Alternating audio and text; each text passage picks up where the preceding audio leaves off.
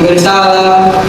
Selamat siang Pak dari Bulogria. Oke, udah dulu. Hari ini siapa yang masuk? Lalu Pak. Kenapa tuh? Kau Pak pakai kemarin kau masuk? masuk lagi ke dalam. Waduh, kalau ini materi lagi. Ya udah, sebelum itu kita doa ya.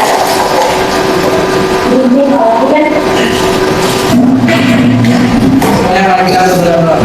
Doa kami dari surga, terima kasih banyak Tuhan karena bisa berkumpul di sekolah ini Pak. Dan sekarang kami ingin belajar Tuhan, berarti semoga kami bisa menangkan dalam Yesus doa. Amin.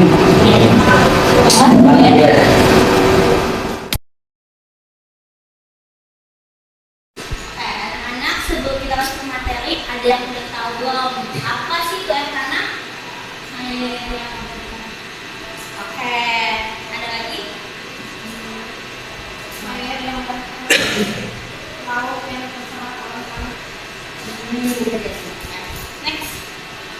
Oke, pertama-tama air tanah itu apa sih? Air tanah itu adalah air yang berada di bawah lapisan batuan atau permukaan tanah. Dari mana asalnya air tanah itu? Air tanah itu berasal dari air hujan yang menyerap ke dalam tanah melalui celah tanah dan juga batuan yang ada di atas tanah, sehingga air tanah menjadi lapisan tertentu. Oke? Nanti. Ya, proses terbentuknya air tanah ada tiga. Yang pertama itu infiltrasi. Infiltrasi adalah proses masuk atau masuknya air hujan ke dalam tanah melalui pori-pori permukaan atau celah-celah batuan. Yang kedua, perkolasi. Perkolasi adalah penyerapan air. Kan di pertama infiltrasi, dia kan menyerap ke tanah. Yang kedua itu dia itu pergerakannya dari sudah menyerap, dia menuju ke lapisan yang paling dalam dari tanah tersebut menuju zona jenuh air akibat gaya gravitasi. Yang ketiga itu ada penyimpanan. Di situ air akan terus bergerak ke bawah tanah, menyerap ke paling dalam lapisan tersebut, lalu mencapai lapisan yang kedap air dan merusak ke lapisan batuan kedap air atau impermeable dan terkumpul di sana menjadi suatu genangan atau bawah yang ada di bawah tanah. Next. Oke, bukan kalian mau berdiskusi untuk menjawab jawaban ini ya. Sudah?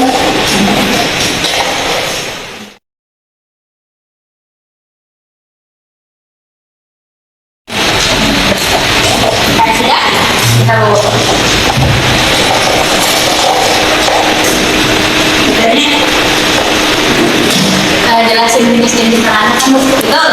Tadi yang saya dapat dari dalam skema tadi, kalau misalnya tuh ada air hujan, bakal turun ke tanah. Terus tanahnya itu bakal meresap airnya dalam beberapa lapisan. Atau lapisan pertama. Oke, ini udah menjawab. Ada yang mau mengatakan dari bulan warna? Oke, jadi biasanya ya. Jadi jenis-jenisnya itu ada 5. Yang pertama adalah permukaan. Permukaan air itu adalah air yang berada di kayak sungai, tanah, danau, dan juga genangan air. Ketika dia hujan, dia akan terkumpul pada suatu tempat dan terjadilah genangan air seperti sungai dan danau. Yang kedua, air tanah dangkal. Tanah dangkal atau freatis itu adalah berada di lapisan atas tanah, bentuk dari air hujan yang meresap ke dalam tanah, dan biasanya digunakan masyarakat melalui sumur untuk menggunakan baju, dan lain sebagainya. Selanjutnya air tanah yang di dalam lagi itu disebut aktesis. Jadi aktesis ini berada jauh di bawah permukaan tanah dibanding air tanah dangkal. Dia terletak di antara lapisan kedap air sehingga lebih terlindungi Dan juga jika dibuat sumur antesis ini, air bisa naik sendiri karena tekanan dari dalam tanah dan kualitas airnya lebih bersih dibanding saluran yang ada di atasnya. Selanjutnya yang terakhir adalah daerah resapan. Daerah resapan ini tempat masuknya air hujan ke dalam tanah dan banyak terdapat pohon-pohon.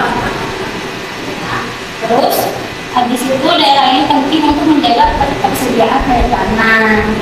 Jadi karena itu terbentuk ya dari air hujan yang masuk ke dalam tanah dan tersimpan pada lapisan tubuh.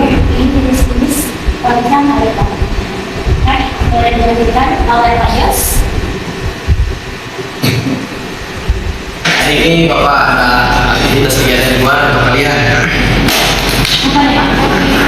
Oke, kalian boleh keluar kelas. Saya kasih waktu sekitar 30 menit. Gak lama, bentar doang kan. Nah, kalian cari pasir sama batu sama tanaman. Diisi dalam sini ya. Misalnya isinya ini pertama pasir, setelah pasir atasnya batu, atasnya lagi pasir. Bisa seperti itu atau seperti itu. Tiga. Habis itu jangan ada bawa botol minum kan? Pada bawa botol minum kan? Bawa botol minum kan? Oke, siap. Silakan keluar.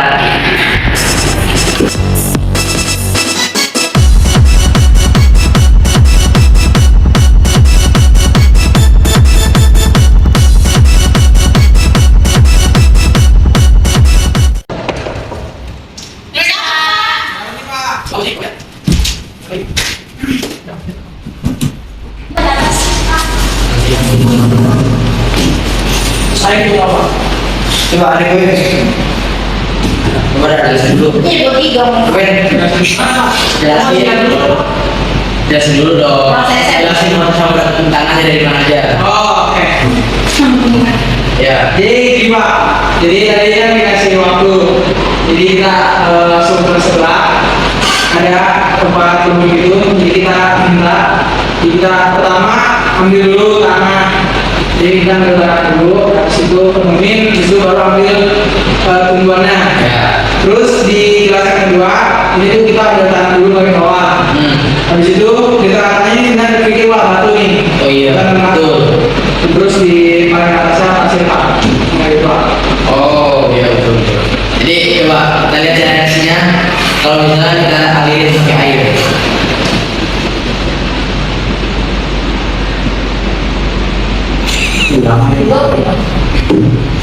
Ini dong, lama ya. Wow, meresap ya Pak, sampai bawah sampai inti bumi. Belum, sabar nih lama ya prosesnya. Coba ini dong Pak, biar sekali. Ini kan namanya pertumbuhan. Jadi nanti akar tumbuhannya bakal ke air, terus dia bakal menyimpan. Makanya kenapa kita perlu hutan? Jadi kayak misalnya dari tumbuhan ini kan pasti punya akar ya kan?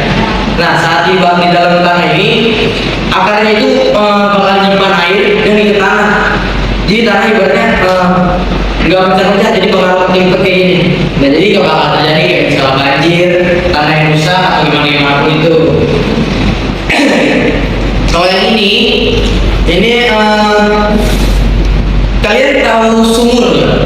Sumur, mata air, terus kayak misalnya di rumah-rumah kan biasanya kan pakai air yang dari air bor. Ya, air pump. Nah ini prosesnya seperti ini nih. Tapi airnya udah sampai ke bawah. Berarti ini saluran air paling atas Pak, air. Iya, Ya, betul. Nah, di bawahnya lebih senang air yang batu-batuan. air tanah dalam. Tuh. Terus paling akhir berarti lapisan antesis. Ya. Nah, kenapa yang lapisan tengah ini air apa tadi? Air tanah dalam. Nah, air tanah dalam. Kenapa air tanah dalam? Menurut pengetahuan Bapak, air dari air hujan yang masuk yang diserap oleh tanah bakal mengumpul di sini di dari batu-batu tadi. Jadi ketika ingin membuat sumur atau air sumur lah, air sumur itu berasal dari sini. Makanya kalian pernah dengar nggak sih kita menggali tanah setelah beberapa kedalaman, berapa ratus kedalaman baru menemukan air. Nah, itu baru ketemu air setelah di kedalaman ini. Mata air juga berasal dari sini, tapi ada juga yang lebih bawah. Di di bawahnya kan ada tanah lagi di tanah terakhir. Di bawah tanah terakhir baru ada aliran air lagi yang lebih banyak. Itu bisa itu biasanya kayak mata air berasal dari situ. Kalau misalnya yang jenis-jenis fosil konan maksudnya apa? Fosil konan itu berarti jatuhnya air yang benar-benar berada di paling bawah. Kalian pernah dengar nggak sih kalau misalnya ada ilmuwan yang menemukan sesuatu fosil hewan atau fosil-fosil apapun itu yang ditemukan di dalam tanah? Nah itu berasal dari tanah itu. Jadi kan makanya ciri-cirinya tanahnya masih belum tua dan sulit terbalui. Kenapa sulit terbalui? Karena untuk menuju ke situ prosesnya sangat panjang. Tanya. Apa tuh? Berarti yang di atas sini kan jadi mata air. Ya. Airnya itu bakal kayak di Enggak. Kenapa kotor? Karena dia memendam lama di situ. Oke. Nah, tanah. Yang pertama itu domestik. Kalian kalau di rumah pasti menggunakan air sebagai minum utama. Air putih untuk masak, misalnya masak mie, masak nasi itu pasti pakai air putih dong. Nah, jadi air tanah ini sangat berguna untuk di rumah-rumah warga karena ibaratnya ya kebutuhan hidup juga kan. Nah, yang kedua untuk pertanian. Seperti yang kita tahu, tanaman-tanaman yang ada di bumi pasti membutuhkan air sebagai nutrisi untuk tumbuh, matahari sebagai fotosintesis untuk membuat buahnya muncul. Nah, yang ketiga industri. Di bidang industri, air tanah itu digunakan sebagai bahan baku produksi atau sistem pendingin mesin. Seperti yang kalian tahu, pada zaman sekarang air itu sedang dalam masa krisis. Kenapa begitu? Karena Bapak tahu kalian pasti menggunakan AI. Nah, AI ini memiliki generator yang harus selalu dingin. Nah, tidak pendinginnya biasanya itu kan kayak komputer atau apa menggunakan kipas, tapi AI ini didinginkan menggunakan air. Jadi ibaratnya kayak kalian 10 atau 15 pertanyaan bisa menggunakan 1 liter air. Nah itu kan penggunaan AI dikurangi. Dan yang terakhir di bidang ekosistem, karena air tanah di bidang ekosistem itu dapat membantu tanah tetap lembab sehingga makhluk hidup yang hidup di dalam tanah tetap bisa hidup dengan baik. Air tanah juga menyediakan air sebagai cadangan fotosintesis. Jadi ketika matahari sedang tidak muncul, yang membantu tanaman untuk fotosintesis adalah air. Oke, lanjut. Yang ada di Indonesia, kalian tahu kan ada dampak positif pasti ada dampak negatif. Nah, air tanah di Indonesia pada air tanah di Indonesia tepatnya di Jakarta pada bulan Oktober tahun 2019, Menteri ESDM menjelaskan bahwa daerah Ancol mengalami penurunan tanah kurang lebih 12 cm per tahun akibat eksploitasi air tanah secara berlebihan. Nah, secara berlebihan ini di Jakarta itu mereka melakukan pengeboran menggunakan sumur, jadi kayak ibaratnya menggunakan air secara berlebihan. Secara berlebihan kayak gimana? Misalnya, ya lagi mandi selalu menggunakan air yang banyak, nggak secukupnya lah. Lalu cuci tangan, lagi sabunan, tetap airnya nyala. Jadi itu bisa membuang air. Itu yang mengakibatkan tanah tetap turun kurang lebih sebanyak 12 cm per tahunnya.